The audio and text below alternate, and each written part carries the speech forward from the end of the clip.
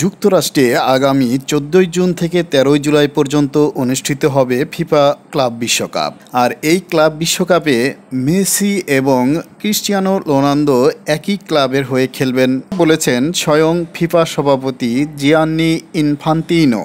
তিনি যুক্তরাষ্ট্রের জনপ্রিয় ইউটিউবার অনলাইন স্ট্রিমার স্পিডের আইশো স্পিড চ্যানেলে একটি সাক্ষাৎকার দিয়েছেন। সেখানেই তিনি দুই কিংবদন্তিকে গ্রেট খেলোয়াড় সম্বোধন করে বলেন, ক্লাব বিশ্বকাপে খেলতে পারে ক্রিস্টিয়ানো।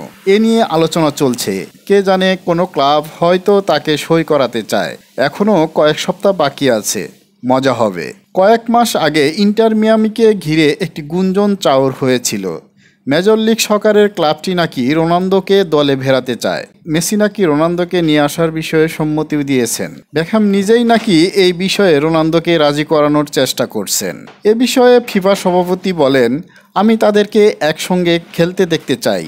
এই টুর্নামেন্টে তারা যদি একসঙ্গে খেলে তাহলে কেমন হবে ভাবতে পারেন? এটা হবে বিশেষ কিছু। শুধু তাই নয়, ইন্টার মিয়ামি চেষ্টা করছে লুকা মদ্রিচকেও দলে ফেরাতে। সেই ক্ষেত্রে এই তিন গ্রেট খেলোয়াড় যদি একই দলের হয়ে খেলেন তাতে আশ্চর্য হওয়ার কিছু থাকবে না।